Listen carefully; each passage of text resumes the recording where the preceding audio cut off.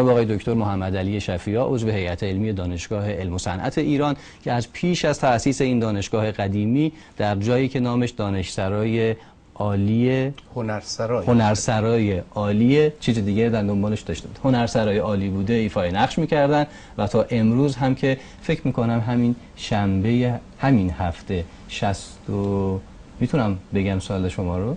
برای چرا نمیتونیم؟ 63 سالگیه. هر چی دوست دارین تخمین بزنین، همین هول و هوشه. همین هول و هوش تولدشون رو جشن گرفتن در خانواده و بسیاری از دانشجویانشون همچنان دارن سخت کوشانه به کار معلمی، پژوهش و همینطور کار حرفه‌ای میپردازن. و این طرف جناب آقای باید بگم آقای مهندس همچنان منصور شیرزاد که تا یکی دو سال دیگه فکر میکنم آقای دکتر منصور شیرزاد خواهند شد و مسیر جالبی رو در زندگی تحصیلیشون طی کردن که بذارین فعلا راجع به چیزی نگم تا با حضور خودشون در حین گفتگو بهش بپردازیم. خیلی خوش اومدین به استودیوی برنامه 360 درجه. متشکرم از شما. شب خوبی داشته باشید. ممنون از شما.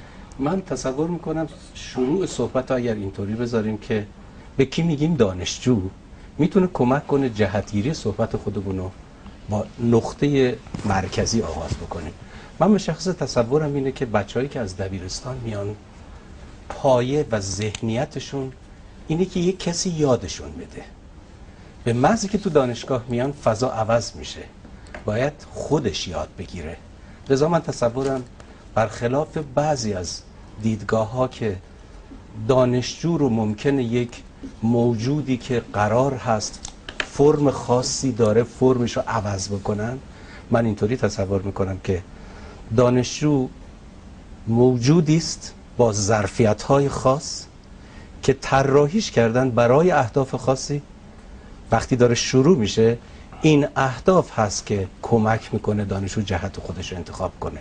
به عنوان نمونه وقتی یه فردی رو قرار هست راضی بکنین و وقتی که قرار هست یه فردی رو خوشنود بکنید، هر دو قرار هست پاسخگوی نیازهایشون باشید، ولی در مورد یکی پاسخ میدید به نیازهایی که آشکار هست، تمایل داره، و در دومی دنبال نیازهایی که غیر آشکارن. لذا من دانشجو رو فردی میبینم که یک مجموعه نیازهای غیر آشکار داره و نظام آموزشی دانشگاه موظف هست به عنوان یکی از مجموعه هایی که روی این انسان اثر میذاره تلاش هایی بکنه تا به اون نیازهای غیر آشکار پاسخ بده. شما در دانشگاه‌های مختلف علاوه بر خانه اصلیتون که فکر می‌کنم خیلی هم بهش علاقه‌مند هستید، دانشگاه علم و صنعت ایران تدریس کردید و دست کم حضور داشتید در مقاطع مختلف تصمیم سازی و تصمیم گیری اونها. یکی از پرسش‌هایی که تو این گفتگو علاقه‌مندم باهاتون در میون بذارم اینه که چه تفاوتی بین این نسل‌های دانشجویی شما دیدید؟ از روزهایی که موهای سیاه شما رو تو عکس‌ها میتونیم جستجو بکنیم تا به امروز که این موها رو به سپیدی رفتن و تجربه بسیار بسیار بیشتر شده. از اون طرف آقای شیرزاد رو داریم که تجربه حضور در دانشگاه‌های مختلف رو تو کشورمون داشتن، از دانشگاه صنعتی شریف که شما در مقطع تحصیلی لیسانس تو مهندسی مکانیک اونجا خوندین و بعد دانشگاه صنعتی اصفهان تشریف بردید و اونجا کارشناسی ارشد خوندین، دوباره به دانشگاه صنعتی امیرکبیر آمدید و اونجا MBA خوندید و حالا یه دفعه از اون فضای مهندسی آمدید و دکترای تخصصی مدیریت رو به عنوان دانشجو دنبال دانشگاه تهران. یک اینکه چرا اینقدر دغدغه یادگیری دارید و وقتی که سن و سال بالاتر میره با همون اندوخته‌ای که تو دانشگاه وجود داشته در مقاطع قبلی میشه آدم به کار زندگیش بپردازه. دو اینکه این مسیر متنوع دانشگاه‌های مختلفی که شما طی کردید فضای دانشجویی و دانشجو بودن رو با چه پرسش‌ها و ویژگی‌هایی همراهتون کرد؟ ظاهراً خیلی کنجکاو و جستجوگرید شما. خواهش می‌کنم. منم سلام عرض می‌کنم خدمت شما جناب آقای دکتر شفیع و بینندگان محترم.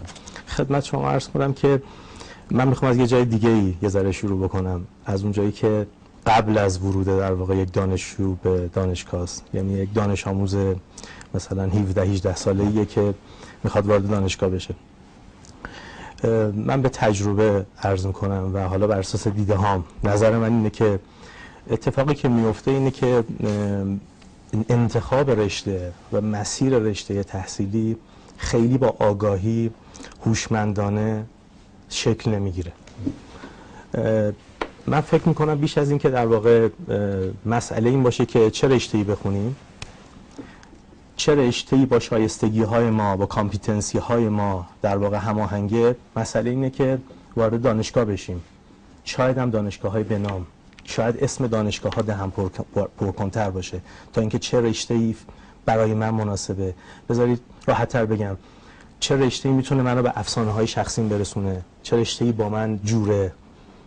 یعنی کسی اصلا مجال میده که این پرسش برای یک جوونی که میخواد وارد دانشگاه بشه مطرح بشه؟ اون در صف کنکور میسته، بر اساس توصیه هایی که مشاورینش کردن شرکت میکنه در امتحان و بعد هم بر اساس نمره و اون چه که سهمیه هر دانشگاهی تعریف شده باید یک صندلی رو از آن خودش بکنه. این خیلی نکته، علاقه میره کجا؟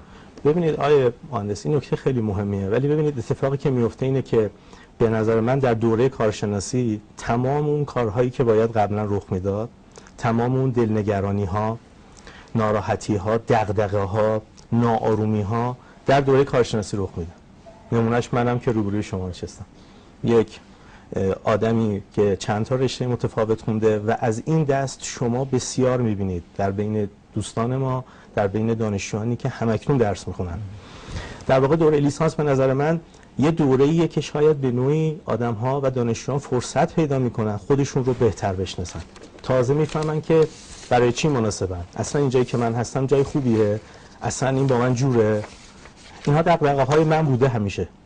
یعنی من خودم همیشه موقعی که در دانشگاه صنعتی شریف کارشناسی مهندسی مکانیک میخوندم همیشه به خودم این چالش رو داشتم که اینجا جای منه، اینجا دغدغه‌های من رو حل میکنه، اینجا من رو به افسانه‌های شخصی میرسونه، اینجا جایی هست که من رو موفق بکنه، اینجا جایی هست که اون چیزی که مسئله‌های ذهنی من هست رو پاسخ بده.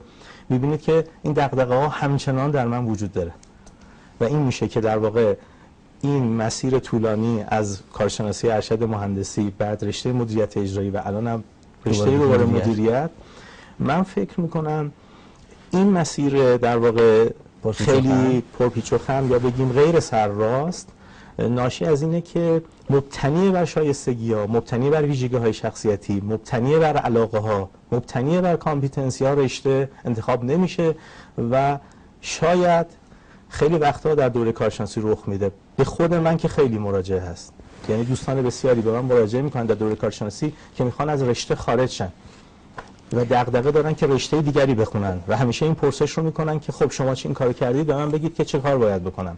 من فکر میکنم اینم یک زاویه نگاهیه که میتونه قبل از این که اصلا ما وارد این بشیم که دانشجو کیست، بپرسیم که این دانشجو چطور دانشجو میشود و اصلا جای درستی قرار گرفته یا نه. یکی از دغدغه‌هایی که دنبالش انگار نمیگردیم تو فضای جامعه اینه که یادمون باشه 12 سال و 5 ماه و 19 روز از همین امروز که ما داریم با هم صحبت میکنیم مونده تا ما برسیم به اون افق ترسیم شده برای کشورمون. چیزی که اگر اینجا بخوایم با هم دنبال بکنیم و این هم به یادگار باشه خدمت شما هر دو بزرگوار میهمان برنامه، قراره که ما در یک رقابتی با 25 کشور منطقه که خودمون هم یکی از اون 25 تا هستیم جایگاه اول رو کسب بکنیم. تو فضای علمی کشورمون چیزی به اسم نقشه جامع علمی کشور تعریف شده و در اون هم شاخص‌ها و آمار و اعدادی وجود داره. در همین بخش‌های آغازین برنامه که عرض می‌کردم قرار هست که تحصیلات تکمیلی ما یعنی مقطع فوق لیسانس کارشناسی ارشد و دکترامون نمود پیدا بکنه و الان سهمی حدود مثلا 10% وجود داره. اینجا گفته شده که سهم دانشجویان تحصیلات تکمیلی از کل دانشجویان باید به 30% برسه. این 30% با این دغدغه‌ای که شما دارید و وضعیتی که الان ما در آماده کردن جوان‌هامون برای ورود به کنکور داریم باید تو این 12 سال و 5 ماه و 19 روز جستجو بشه. یعنی تقریبا 3 دولت دیگه و تقریبا میانه 3 مجلس دیگه. این در شرایطی که شما الان دارید تجربه میکنید تغییرات نسل‌های مختلف دانشجوهایی که میبینید همچنان هم یک مسئله است یا تصوری است که این نسل و کسایی که این سن و سال رو دارن بیشتر بهش فکر میکنن؟ سوال قبلیتون رو پیوند زدید به این سوال قبلی این نکته رو مطرح میکرد که طی این دوره 30-40 سالی که گذشت ورودی‌های دانشگاه چه تغییراتی کردن. سوالی که همیشه دغدغه خود من به عنوان نیروی دانشگاه بوده این بود که همیشه یه درس ورودی دانشگاه رو تدریس می‌کردم و بعد درس‌های خروجی دانشگاه که حیطه تخصصی من بود. یعنی اگر الان برگردیم به 2-3 دهه قبل دانشجوها یواش یواش کامپیوتر با من یاد می‌گرفتن، اندازه‌گیری یاد می‌گرفتن که تو پایه‌ها کار می‌کردن. همیشه هم فلسفه